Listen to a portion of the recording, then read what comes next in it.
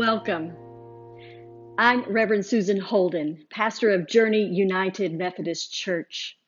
We're a Christian community sharing love and service with all people as we grow into God's Word.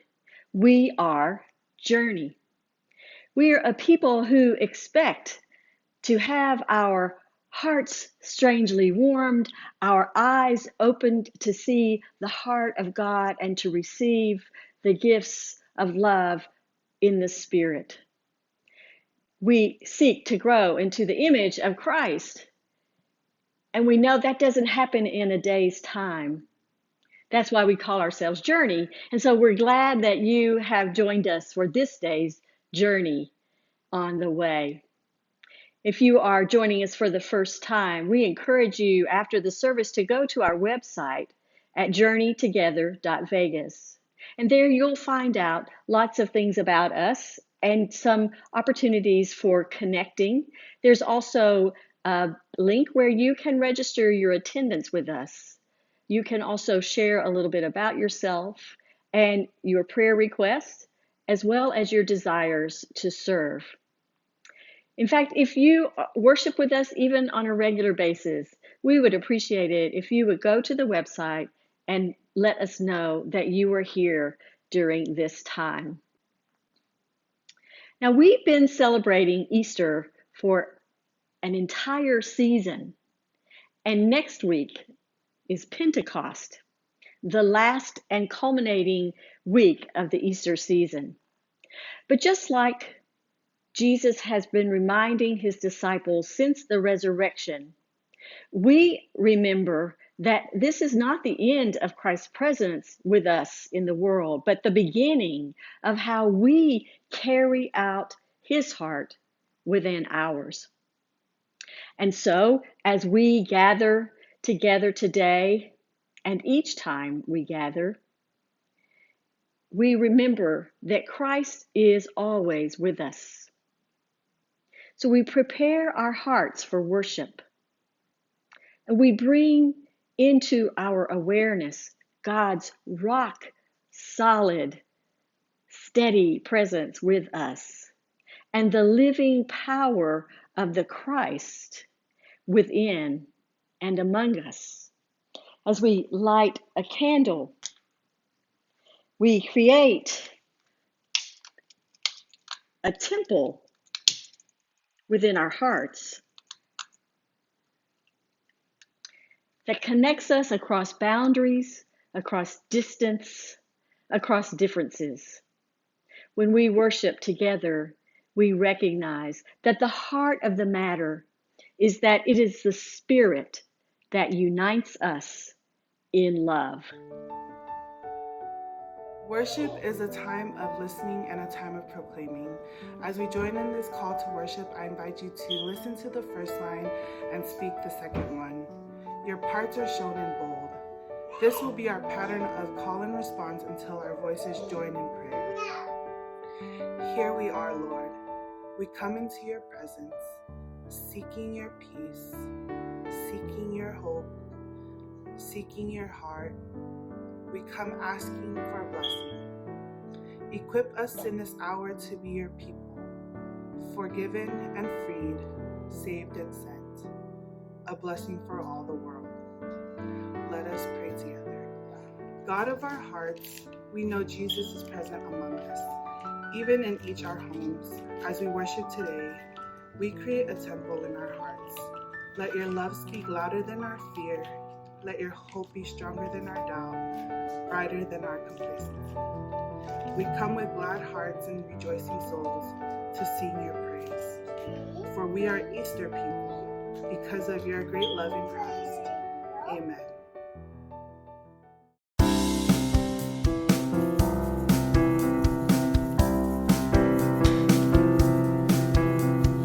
Open the eyes of my heart, Lord. Open the eyes of my heart. I want to see you. I want to see you. Open the eyes of my heart, Lord.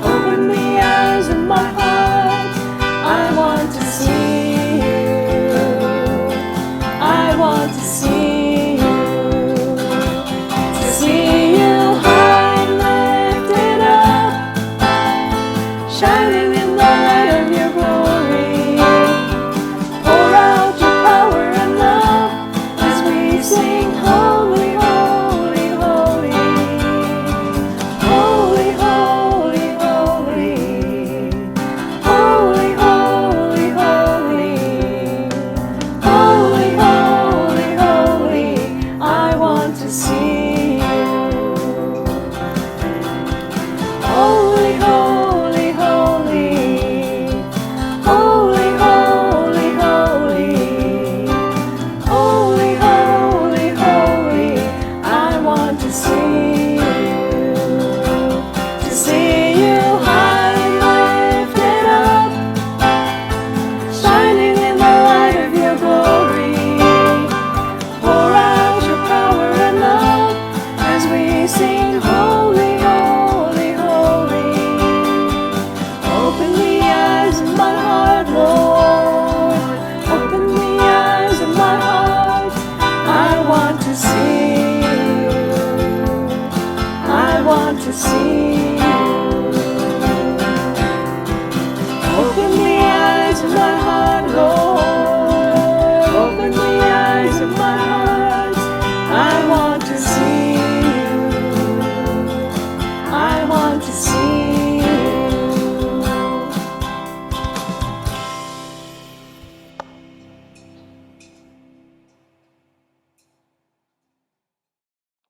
Throughout the Easter season, we have been framing our thinking and our learning around what we know about the earliest Christians and how they patterned their lives. And we learned from the book called Acts of the Apostles that those first Christians spent a lot of time together.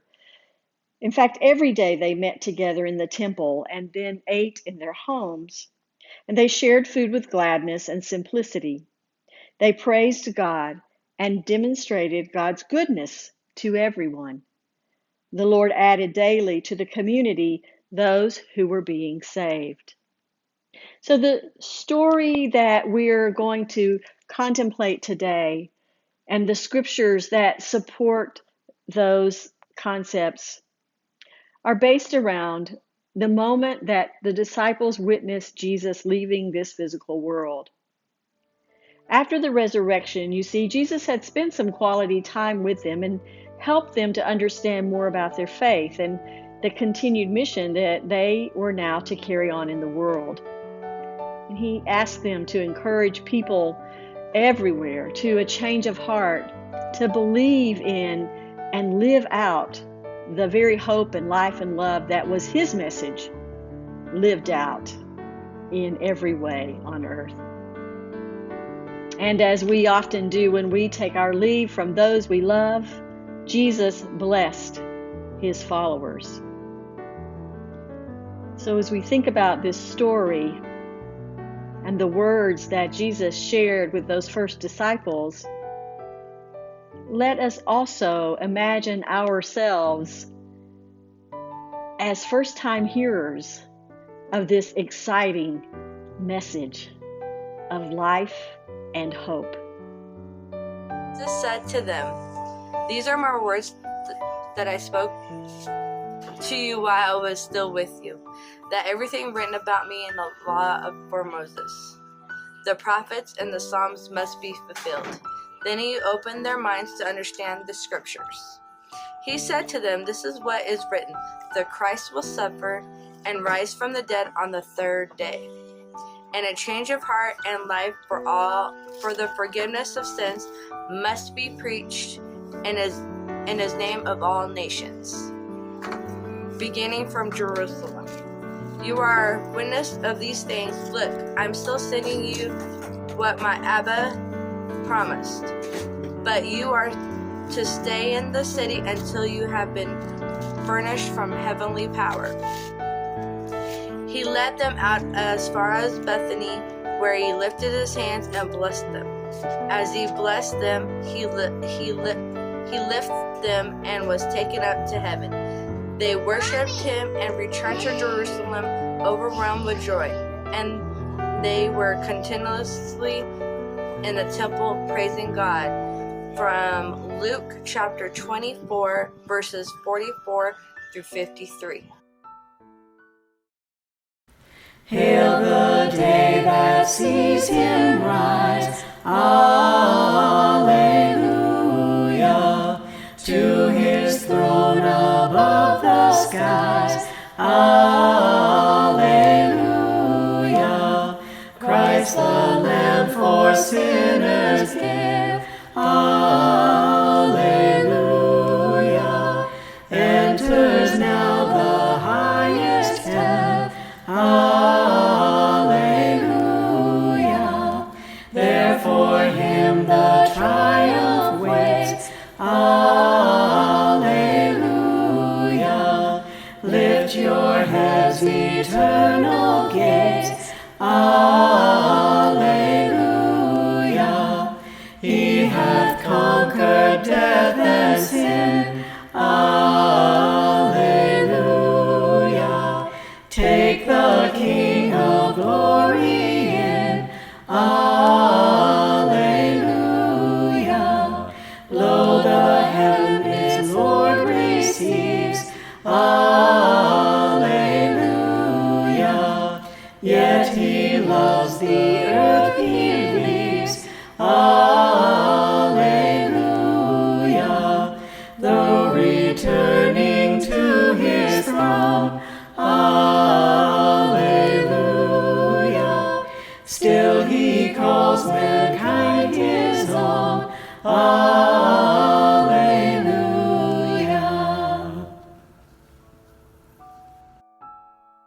Since I heard about your faith in the Lord Jesus and your love for all God's people, this is the reason that I don't stop giving thanks to God for you when I remember you in my prayers. I pray that the God of our Lord Jesus Christ, the sovereign of glory, will give you a spirit of wisdom and revelation that makes God known to you. I pray that the eyes of your heart will have enough light to see what is the hope of God's call, what is the richness of God's glorious inheritance among believers, and what is the overwhelming greatness of God's power that is working among us believers. This power is conferred by the energy of God's powerful strength. God's power was at work in Christ when God raised him from the dead and sat him at God's right side in the heavens, far above every ruler and authority and power and angelic power, any power that might be named not only now but in the future. God put everything under Christ's feet and made him head of everything in the church, which is his body. His body, the church, is the fullness of Christ, who fills everything in every way. Ephesians 1:15 through 23.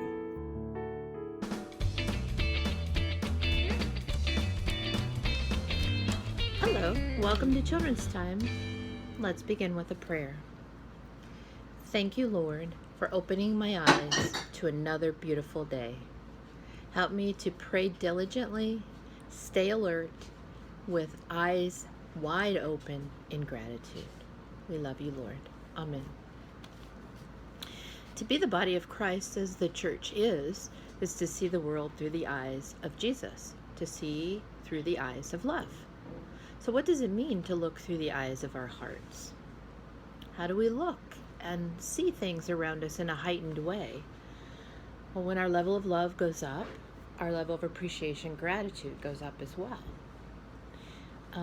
So I invite you to look around you, and what do you see in front of you? That could be something or someone that you see every day, but you might be able to see it differently through the eyes of gratitude or love. Let your gaze rest on at least three things around you. The Bible tells us in Ephesians that we are supposed to give thanks to God all the time, for everything. Sometimes it's hard for us to think about things to be thankful for. Well, let's try something. We all have 5 senses. These are the sensations that God has given us to experience the world. So let us think of ways that we can be thankful and show gratitude with each of our 5 senses. right? So what can we be thankful for that we can see? Sky, the stars. Right now, our family, right? And it's our family because we've been around them a lot, right? We could be thankful for the things that we are able to feel: a cool breeze, the warmth of the sun, our pajamas when we put them on at the end of a long day, but maybe not 24/7 like we've kind of been doing that, some of us anyway. And what about the things we can taste? A tall glass of lemonade or a bowl of your favorite ice cream, right? Or all those lovely baked goods that people have been baking because we've been staying in. But even those get a little tiresome after a while, don't they? And then there's the smell, right? Fresh, those baked goods smell great. The smell of a rose, right? The smell of fresh cleaning products, right? But there's so much of those cleaning products around nowadays. Maybe not so much. And then what we can hear, right? The birds singing lovely songs. But mine are singing at midnight. And that's not quite when I want to hear them. So sometimes it's hard to remember what to be thankful for, right? So I have an idea. Because we want to be thankful through the attitude of gratitude, right? So this is the word gratitude. When we have gratitude, it means we're thankful for something. We don't just expect that thing to be there or take it for granted, right? We are just really thankful for it. So, but sometimes it's hard to have that gratitude. So I want to think about this word, attitude, because our attitude is what can help us to be thankful and give us those different eyes and see those birds even at midnight that are so lovely sounding, and our family that loves us regardless if we're getting a little bit stir crazy being with them. So one last thing, and that is that there's one part of this word attitude though that can keep us from having the right attitude, and that's if we focus on I instead of looking outward and thinking about others. And so I want us to just not do that and to think about what it is that we can do to help others. So let's end with a prayer. Lord, may I see this day through sacred eyes, shape this day with helpful hands, and end this day with a grateful heart. We love you, Lord. Amen. And let's get ready to dance and get your endorphins going. Here we go. Dance, dance, shake it up, shake it up. We're gonna dance, dance, shake it up, shake it up.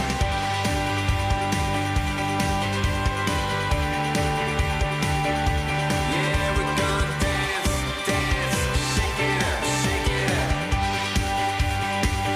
It's the heartbeat of God. It's the rhythm and reason for love.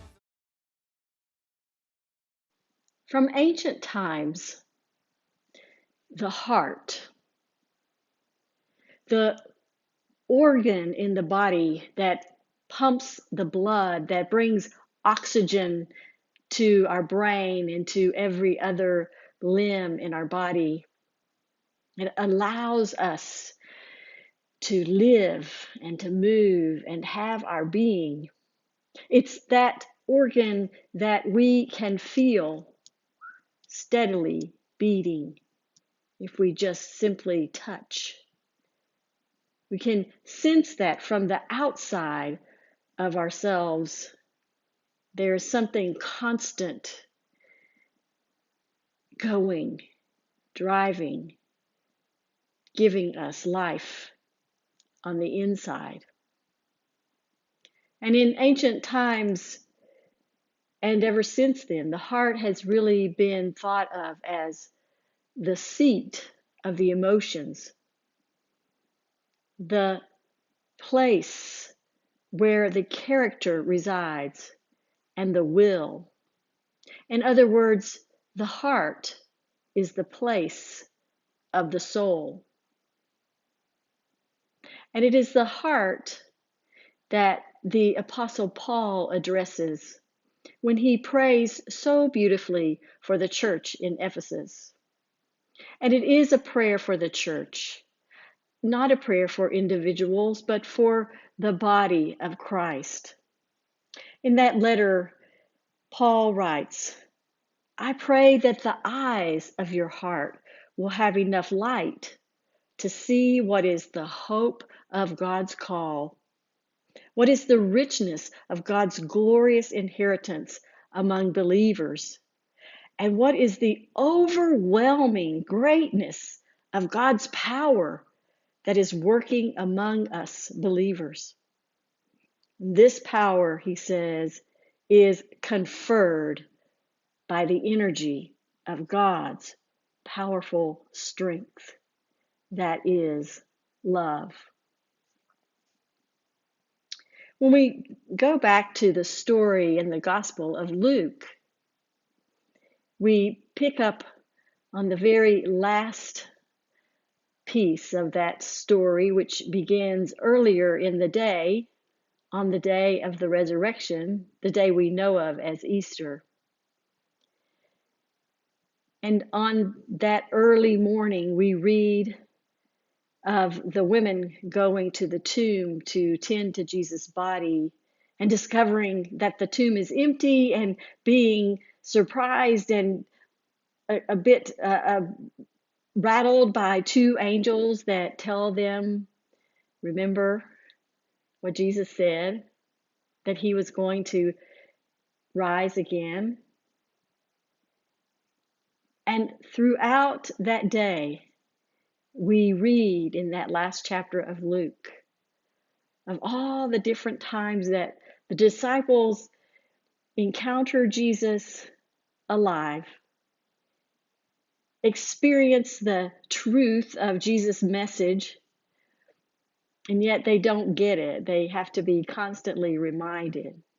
I mean, after the women leave, they go back and tell the men, and the men brush it off as a bunch of hogwash, except Peter, who is our experiential learner, does go back to the tomb and stoops down and he peeks in and sees only the linen cloth, stands up and scratches his head and walks back. That's all we really hear about Peter in that story.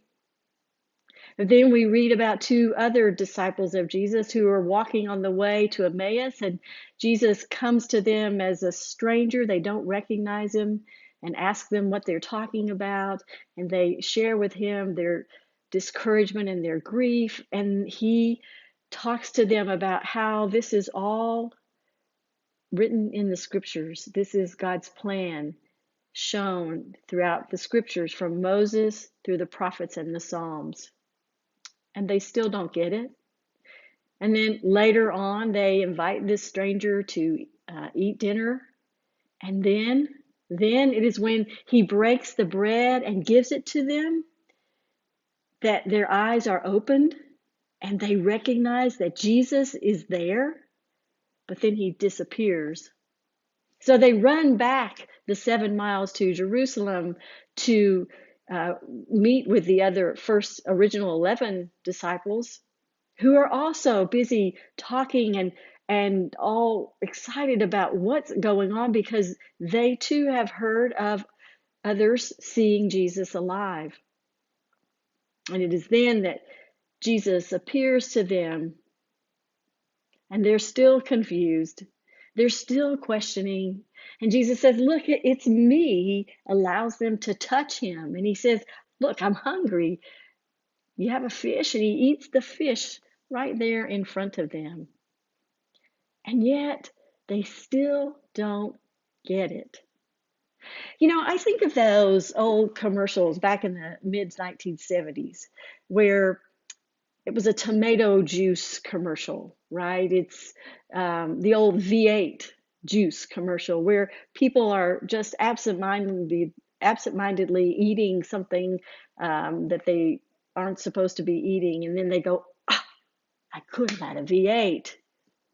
You know, sometimes we have those experiences. It's like when we get to the office and we realize, I meant to bring something with me that I needed for this meeting, but how could I have forgotten?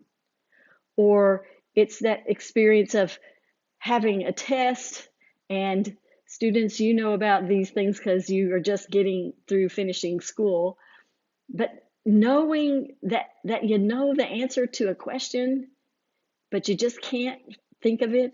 And then later you go, oh, that was it. I knew it. Why couldn't I think of it then? I think that there's something more significant going on here with the disciples.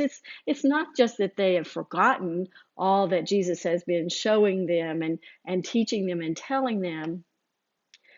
I think it's more like this.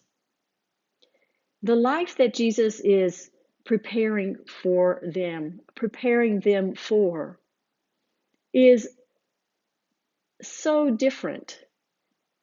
It's going to be a step across a threshold, much like when we choose perhaps to make a change in our lives. Perhaps we decide to go to college or to make a career change. Perhaps we decide that we want to get married or have children. And in those decisions, we listen to people, we watch, we observe people. In the instance of having children, I babysat and taught Sunday school. I had friends who had children before I did. And I heard them tell me things, but I just didn't get it until I was there in the moment, until I was holding that colicky infant, trying to calm it, or trying to reason with that toddler going through the terrible twos, or trying to help that early teen to figure out how to be comfortable in their skin. All of these experiences we can hear about, but we really don't get them until we are there. We have to enter into those experiences. And the life that Jesus is calling us to is like that. And I think that's why that the purpose of finally Jesus leading those disciples outside the gates of Jerusalem, out here, it's a new beginning. It's a new life. It's a new way of being. And then he basically tells them, you've graduated. You are no longer students so much as you are now the leaders. This is what I've been teaching you. Remember that I told you that I would suffer and die and be raised again to my glory. And to my glory means that the way of Christ, the truth of love, the power of love will be powerfully evident because Christ has been raised and because now students become teachers and leaders who mentor students who become teachers and leaders. And this is how what God has begun will be completed as we are invited to be a part of that creation, of that redeeming of the world, of that bringing all things to unity as God has intended. Now that all sounds like a lot of big fancy words, doesn't it? So what does it mean to us? Again, I think there's a key back in the letter that Paul has written to the Ephesians when he talks about the eyes of our hearts having enough light to see. How do we see with the eyes of our hearts? What does that mean? Well, I think it means that we come together as a community of faith, prepared to observe more than to speak. We come prepared to look and acknowledge the truth of what's in front of us, and yet encounter it with a measure of compassion and love. And I actually think that those disciples who didn't get it that whole time that they were with Jesus until he ascended, I think they had some pretty good character traits and exhibited some good patterns that are helpful for us if we want to keep the eyes of our hearts open. For example, they didn't give up per se. They kept an open mind. They continued to ask questions. They had conversations. They listened respectfully to each other. And they trusted what was finally brought before them. They understood that they didn't have all the answers.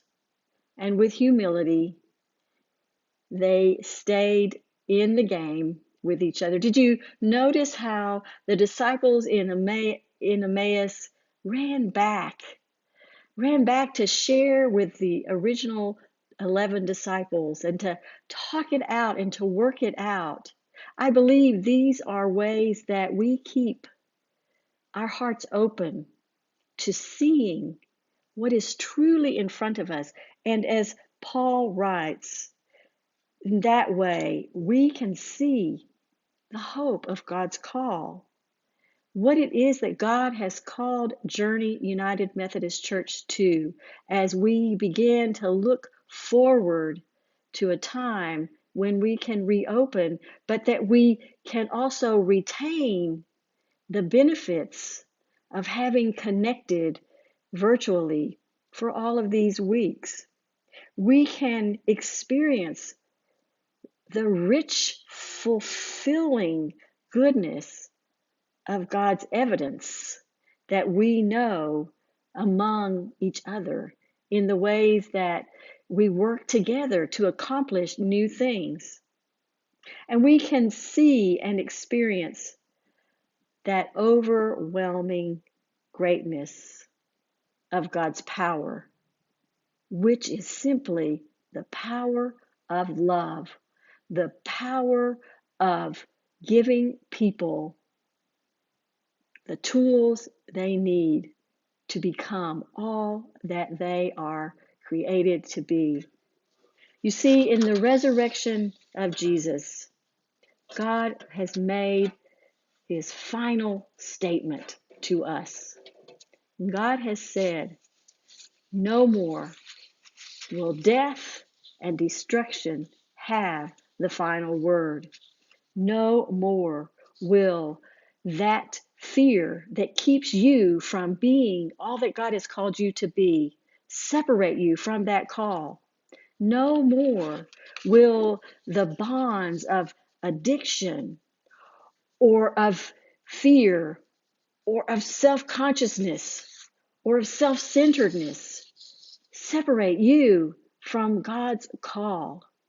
And no more will this virus separate us from the love that we know in Christ Jesus and that we know we are called to share with the world just by the way we meet the needs of the people in our community. And so I share that prayer with you. As I speak about we and the things that we will do, I see that we are a truly connected church, and that the ways that I will continue to be in ministry in Vail and Tucson, and the ways that Reverend Mike Higgs will lead you in ministry in the weeks, the months, the years to come, they all work together. They create a fabric of grace in the world. And so I too pray that the eyes of all of our hearts will have the light to see what is the hope of God's call and what is the richness of God's glorious inheritance among all the believers, and what is the overwhelming greatness of God's power that works through love in and among the believers, conferred to us by God's grace and for grace in the world. May it be so. Amen. Risen One, by your Spirit, open the eyes of our hearts.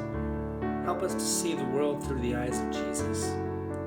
Help us to recognize the power of your love being played out in ordinary and unusual times. Restore life to our relationships, especially to those that have grown weary with so much togetherness.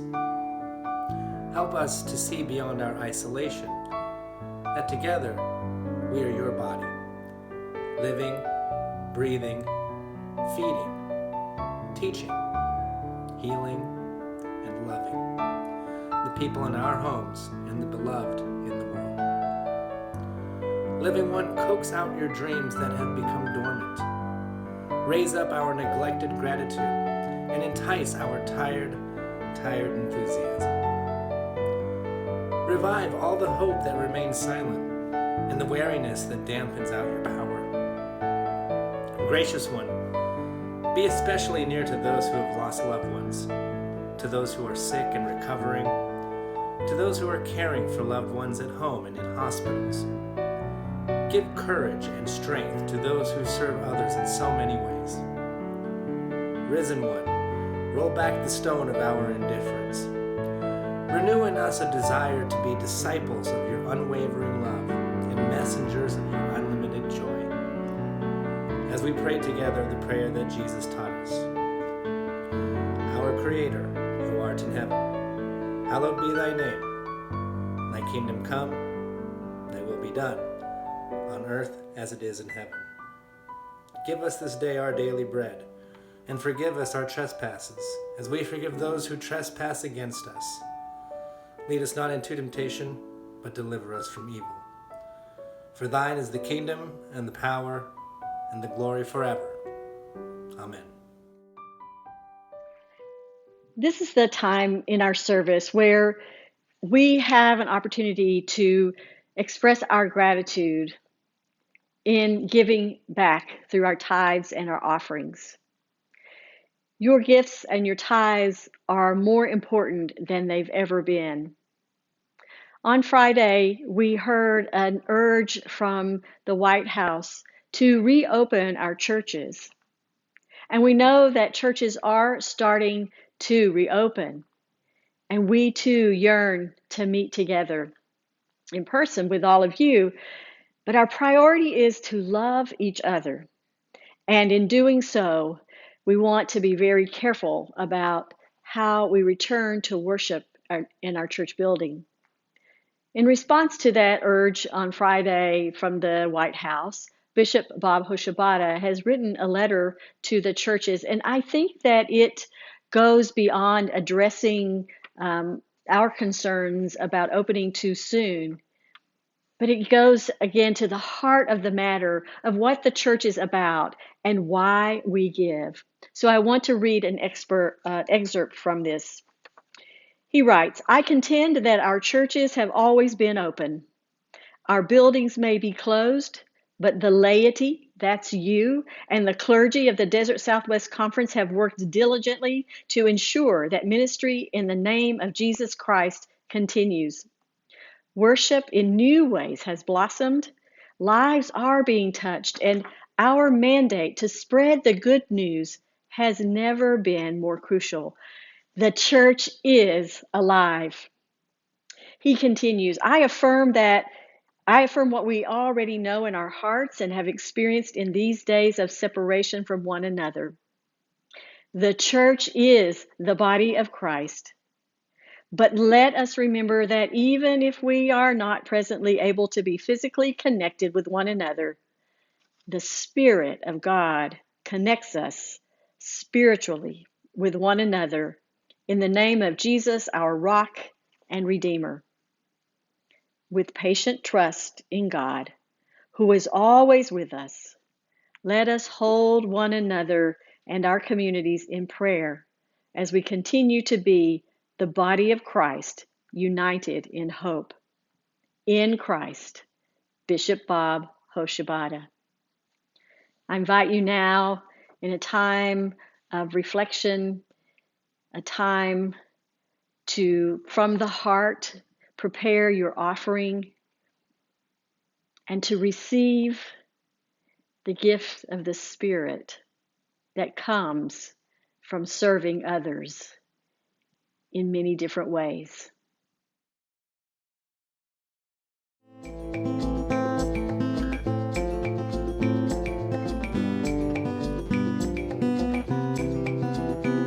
This jar of clay and all its weakness, somehow inside dwells your fullness. Even though I'm not yet flawless, you are forming me. Your grace for me is all I need. All I need is here. Your grace for me is all I need. All I need is here.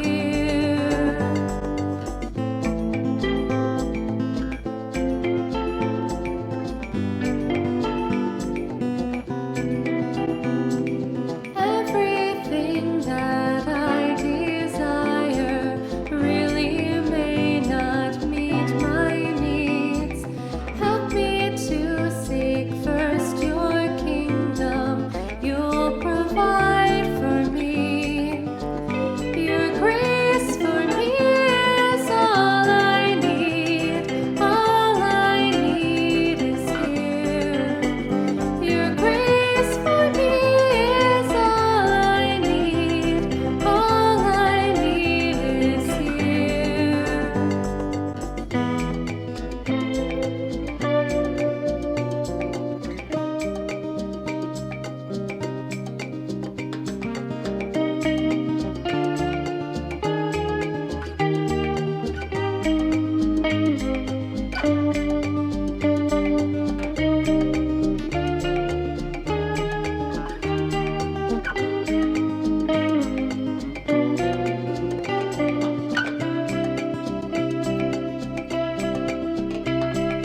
Valleys come and tears aren't dry yet.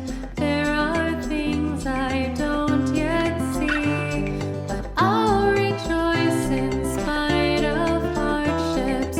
You'll watch over me.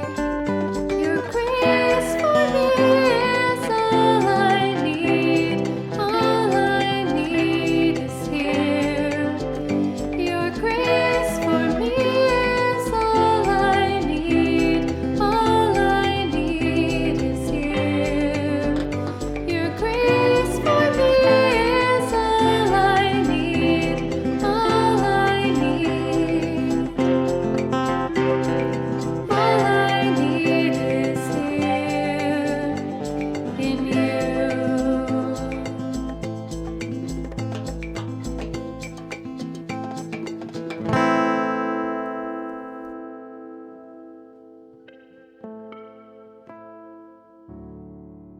Let us pray. God, our helper, you are our great joy. Your Holy Spirit enlightens us, enlightens the mind and hearts of your people. Thank you for always encouraging us to draw near to you in prayer and worship. In times of trouble or concerns, we find hope and peace in your presence. Guide our congregation to share the warmth and good news of your love and ministry with people in our wider community. Receive these tithes and offerings in the name of Jesus Christ, our risen Lord. Amen. Thanks for coming, everybody. I hope you experienced a warmth in your heart during this time. Perhaps some moments of joy, hope for the coming days, and love to share in new and creative ways.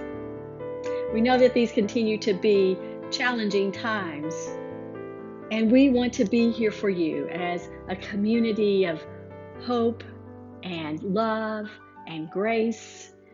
And so we encourage you to go onto our website at journeytogether.vegas and click on the link that takes you to our weekly e-news. And there you can learn about groups that meet during the week as a time to gather and shore each other up in between Sunday services. And there are also opportunities for you to serve in ministry with us. At 10:30 every Sunday, we host a virtual social gathering, and information about that is also on the website. Or you could text me at 702-354-9317, and I can extend the invitation for that Zoom gathering. Now, next week, we're going to celebrate Pentecost, the birthday of the church, and we'll be right here on this channel. And we'll join with many of our other conference churches as we hear an inspired message from our Bishop, Bob Hoshibata.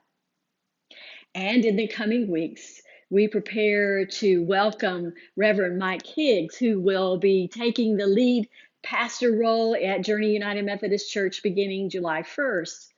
And so that he can get to know you and learn more about you, you will probably be seeing him on Facebook. You may be receiving an invitation to join him for some conversation. So look for that on your email and e-news in the coming days.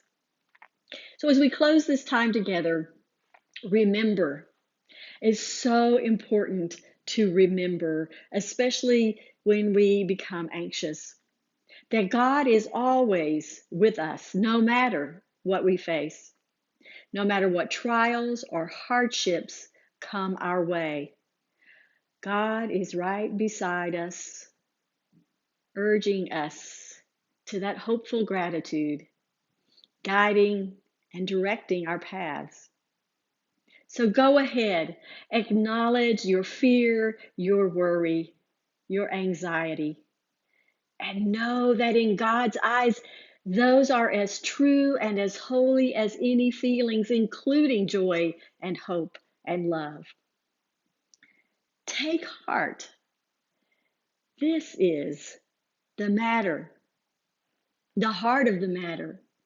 Thanks be to God. Amen.